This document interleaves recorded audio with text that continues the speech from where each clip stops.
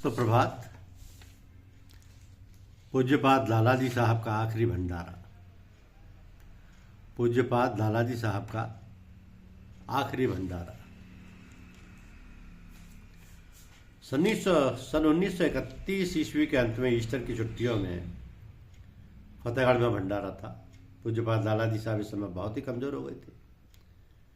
उस समय आपको देखकर भक्तवा प्रेमियों का जो दुखी हो जाया करता था और ना ज़्यादा देर तक बैठ ही रह सकते थे। सारा शरीर पीला सा पड़ गया था, परंतु नेत्र व मुख से आत्मिक तेज छलकता रहता था।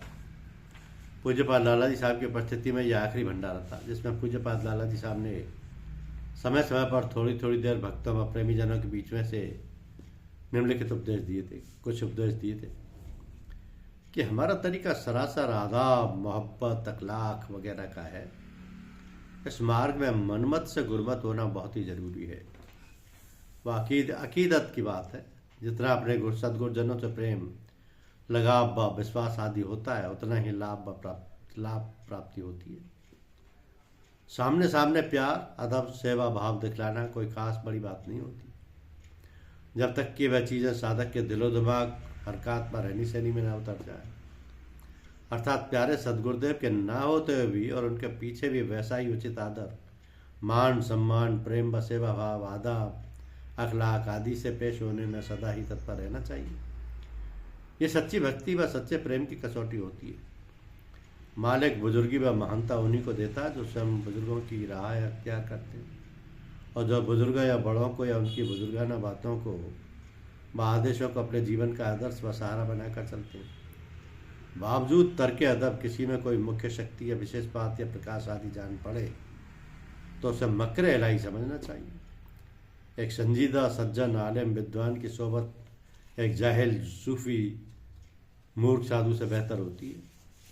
तो जो सच्चा सेवक होता है और जितना या जैसा अच्छा व गुरुमत गुरुपरायण शिष्य होता है या वैसी तालीम हासिल करता है, वो उतना ही अच्छा व दूसरों को तालीम देने वाला व सेवा करने वाला गुरु रूप पीर मुर्शिद हुआ करता है। जो गुरुमत नहीं होते वो गुरु पीर बनने की चेष्टा व इच्छा अधिक रखते हैं और समय पाकर गुरुडम का रूप धारण कर लेते हैं और अपनी पूजा व मान प्रतिष्ठा की रीति व रिवाज निकालना व बनाया करते हैं।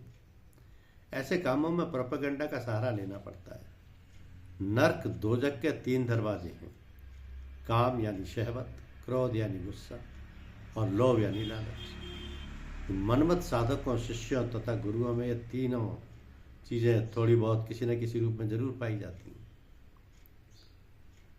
जिनमें ये 3 चीज़ें शुद्ध हो जाएं और जो निस्वार्थ भाव से परमार्थ आदि की सेवा भी कर सके, वही सचमुच पथ प्रदर्शक तथा तालीम देने की सेवा करने वाले गुरुमुख हुआ करते हैं। दिल जिंदगी का सर चश्मा है, इसकी सदा और हर प्रकार से रक्षा करनी चाहिए।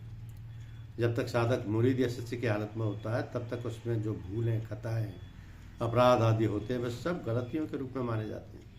परंतु जब वह सिख पढ़कर सदगुरुदेव के रंग में रंगाकर पक्का हो जाता है, तब ऐसे शिष्य को दूसरों की सेवा करने का आदेश व अधिकार प्रदान करते हैं। अब वही शिष्य गुरु रूप में आ जाता है और हमअसर कहलाता है। इस हमअसर की अवस्था में अगर कोई बेअदबी, गुस्ताखी आदि के अपराध हो जाते हैं तो वही गलतियों के बजाय गुनाह रूप माने जाते हैं। धन्यवाद।